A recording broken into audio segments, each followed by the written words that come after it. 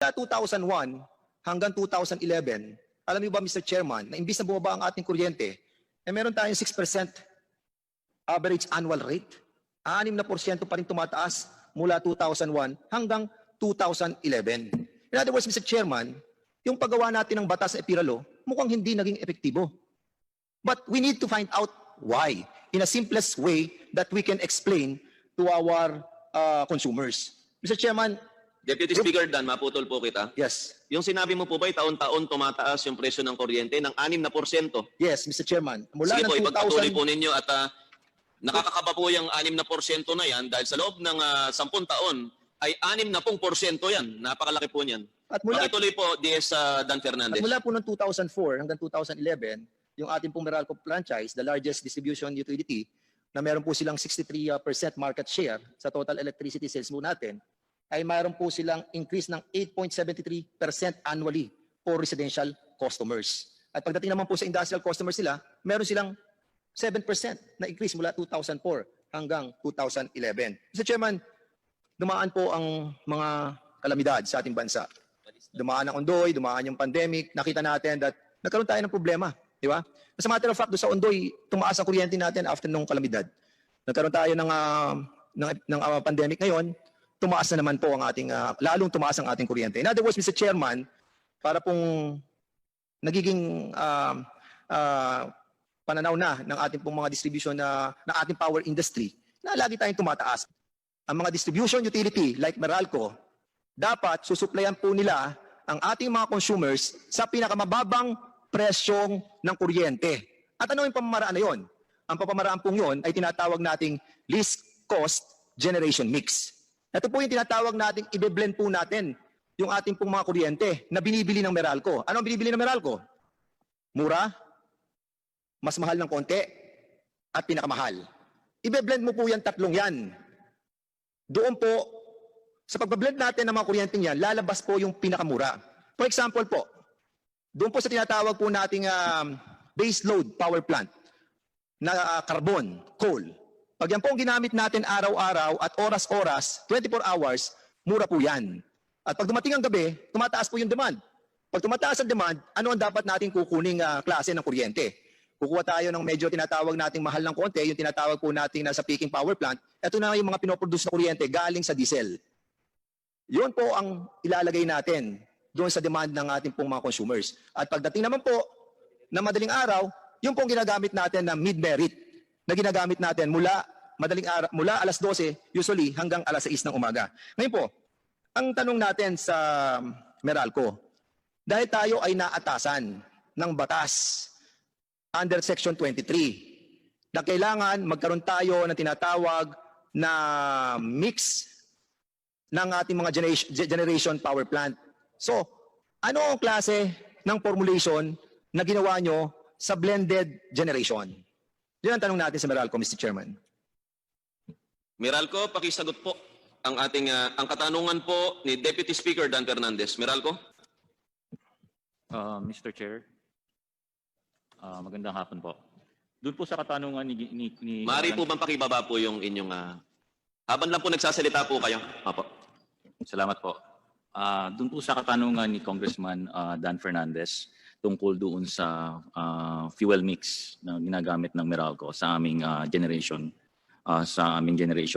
charge, no. Pakilakasan po, sir, Opo. please po. Sa kasalukuyan po kasi wala pong piniprescribe ang Department of Energy kung anong fuel mix ang dapat sundin ng distribution utility sa pag-source ng power. So ang guide na po ng distribution utilities ngayon ay kung ano po ang sinasabi ng IPIRA, which is to source in the least cost manner. So yun po ay tinutupad namin sa pamamagitan po ng pag-conduct ng competitive selection process o yung tinatawag po nating bidding sa ating pong pagbili ng kuryente. Ganun pa man po ang kasalukuyan po ang sources po ng aming generation ay nanggagaling po sa gas, sa coal at saka sa yung mga iba-iba po mga renewable energy. Meron din po kaming kinukuha from the WESM. Okay, Mr. Chairman. Sandali lang po, Deputy Speaker Dan Fernandez. Maaari ko po bang malaman sa DOE kung ano naman po ang ginagawa ng inyong departamento dahil sinabi po ng Meralco wala daw po kayong binibigay sa kanila na alituntunin ukol dito. Yun po ang naintindihan ko. At kung wala po kayong ibibigay na alituntunin sa kanila para pong pinagwawalang bahala nyo yung mataas na presyo ng kuryente dito sa ating bansa, DOE. Maaari po ba nating marinig ang DOE? Department of Energy. Yes, sir. Director Marasigan po. Opo, Director. Online po.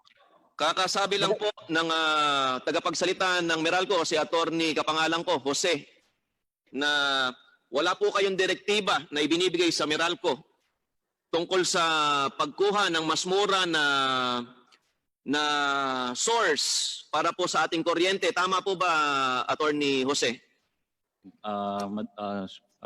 Ginoong Chair, lilinawin ko lang po, ang sinabi ko po kanina, wala po kaming natatanggap na direktiba from the Department of Energy or even from the Energy Regulatory Commission. Mr. Chairman, Kung ano po ang, Mr. Chair. Patapusin po natin, Deputy Speaker Dan. kung ano po ang fuel mix na dapat namin sundin. So kung ilang percent po ba ang kukunin Maraming namin salamat sa po, Attorney Jose. Iibahin ko po ang tanong ko, Department of Energy. Wala daw po kayong binibigay na direktiba sa Meralco para sa kanilang fuel needs. Sa madaling salita, sa kawalan ng direktiba, ay hindi sila nabibigyan ng tamang direksyon kung sa mas mura ba sila dapat kumuha o sa mas mahal. Hirap na po yung taong bayan, Department of Energy. Meron po ba kayong ginagawa o nagbubulag-bulagan po tayo, Department of Energy? Thank you very much po sa question, Honorable Chair. Nais ko pong ipaalam sa ating komite na meron pong gabay o meron pong alituntunin na ini-issue ang Department of Energy para po sa pagsosource ng nararapat para sa ating mga consumer. Ito po ay ang pag-conduct ng competitive selection process involving technology neutrality. So ang sinasabi po natin, ang lahat ng distribution utilities, kapag sila ay nangangailangan ng additional na supply ng kuryente para sa ating mga consumers, dapat po silang mag-conduct ng bidding process kung saan lahat po ng technology ay dapat makasali. Wala pong limitasyon kung anong klaseng technology o fuel ang gagamitin. Ang kinakailangan lang po, dapat sa pag-conduct ng bidding process, ito po ay ang pinakamura para sa karampatang pangangailangan ng ating mga consumer. So hindi po nagbibigay ng specific na technology ang Department of Energy, kundi ang binibigay po nating alituntunin ay mapangalagaan ang kapakanan ng ating mga consumer sa pamamagitan ng pag-conduct ng competitive selection process. At yan po ay matamang binabantayan ng ating kagawaran. Binubusisi po natin or pinag-aaralang mabuti ang lahat ng terms of reference na ginagamit ng ating mga distribution utility sa pag-conduct nila ng kanilang competitive selection process upang ma-ensure po natin na lahat ng technology ay pwedeng makasali at makapili tayo ng pinakamurang source of electricity. Yan lamang po at marami pong salamat. Maraming salamat, DOE. Sa madaling salita po ay hindi kayo nagtutulog-tulugan dito sa isyong ito at binibigyan nyo talaga ng direksyon ng Meralco na kumanap ng mas murang source. Ngayon po ipapayagan ko po si Deputy Speaker Dan Fernandez na ipagpatuloy ang kanyang linya ng pagtatanong. Pagkatapos naman po ikikilalanin ko kung meron pong point of order o kaya may point of clarification ang ating minamahal na Vice Chairman Congressman Boying Remulla. Yes, Deputy Speaker Fernandez. Mr. Chairman, yung sinasabi ng ating pong mga resource speaker sa Meralco na walang guidelines na nanggaling sa DOE, I'm sorry to accept to say this, but hindi po katanggap-tanggap. Dahil unang-una po, professional engineers po ang inyong mga empleyado sa Meralco. At ang mixture po ng mga kuryenteng ito, yung pagbe-blend ng tamang kuryente para sa ating hourly consumption, ay alam na alam ng ating mga engineers. And at the same time, Mr. Chairman, according sa implementing rules and regulation ng ERC, ng EPIRA law, maliwanag na binabanggit sa Section 4, letter H, na sinasabi nila, distribution utilities shall have the obligation to supply electricity in the least cost manner. In other words, Mr. Chairman, hindi nyo na kailangan pa mag-antay ng guidelines sa DOE para kayo mismo ay kunin nyo ang tamang blend ng ating mga power supply para makapag-arrive tayo sa pinakamababang presyo ng ating pong kuryente. Kasi kung ang natural gas na mas mahal kaysa sa base load na ginamit nila talagang tataas po ang kuryente natin, Mr. Chairman. Kaya gusto ko lamang pong simulan at after nitong katanungan ito ay pupunta na po ako sa distribution. But sa totality po ng kuryente natin, Mr. Chairman, napakalaking bagay po kung ginamit nilang mali yung kuryente na nanggaling po sa tatlong klaseng kuryente. Kaya nga sinasabi natin, kailangan i-mix mo ng tama yan eh. Kapag nagkamali ka ng mixture ng kuryenteng yan, mamahal talaga ang kuryente natin. Mr. May I Chairman. allow to continue, Mr. Chairman? Mr. Chairman. Yes, bago ko po kilalanin si Vice Chairman Mike Defensor, ay papayagan ko muna ng isang katanungan si Deputy Speaker Dan upang maipagpatuloy niya yung kanyang pagtatanong sa baseload. Ngunit inaasahan po ng chairman ng committee ito na ibabalik mo po patungkol sa Yes, Mr. Chairman. distribution cost yung ating katanungan sa araw na ito, sapagkat meron naman po tayong ibang araw ng hearing para po mapag-usapan yung power generation. Yes, Mr. At Chairman. Deputy Speaker Dan Fernandez, maaari ba naming malaman kung anong grupo ng kumpanya itong nasabi mo kanina, yung FG? Ang First Gas Power Corporation po ay ano po to, natural gas ang pinoproduce po nila. Kaya kung gusto pong malaman kung bakit 25 years yung kontrata natin, ito po'y pag-aari ng mga Lopez, itong FGPC. At ngayon po, gusto po nating malaman Mr. sa loob Chairman. ng 25 taon na kanilang kontrata, ay malaman natin kung saan nila ginamit yung tinatawag nating natural gas. Ginamit mo ba to as mid-merit o ginamit mo to as base load? Kasi kung ginamit mo siya as mid-merit, okay lang. Pero kung ginamit mo siya bilang base load, Mr. Chairman, talagang mataas ang kuryente natin for so many years. Lalaki na po yung talagang bayad natin. ERC, kailan po ba kayo huling gumawa ng recomputation, yung tinatawag na weighted average cost of capital po na yan? Para nga po Yung sa huli po, yung kahuli-hulihan, kailan po? para po sa distribution utility, para nga po kay Meralco, ito ay noong 2015 po. Ang mandato po ng gobyerno, kada ilang taon ba dapat ginagawa? 4 na taon po, Your Honors. Kada 4 na taon, 2015 ng huli, kailan po dapat nyo ginawa? Dapat nag-umpisa po ang proseso noong 2016. Ma'am, hindi ko po tinatanong yung proseso, excuse me po. Kailan po ninyo dapat nagawa? Ayon po sa batas. Para po sa distribution utility 2019, Your Honors. Anong taon na po ngayon, ERC? Your Honor, Mr. Chair, 2020 po. Okay. Kailan po nagsimula ang pandemya o yung mga lockdown para sa COVID-19? Buwan po ng Marso, Your Honor, Mr. Chair. Ma'am, minintis po ninyo 1 taon. 1 taon. Wala namang pandemya ng 2019. Ang ganda ng ekonomiya natin ng 2019, pero minintis ninyo. Para po sa kalaman ng lahat, kung bakit mainit po ulo namin dito, tanong po natin kay Deputy Speaker Dan, kung magkano ba kasi yung halaga nitong pinagtatalunan na WACC na to. Deputy Speaker Dan, aabot ba ng milyon yung pinag-uusapang WACC na to?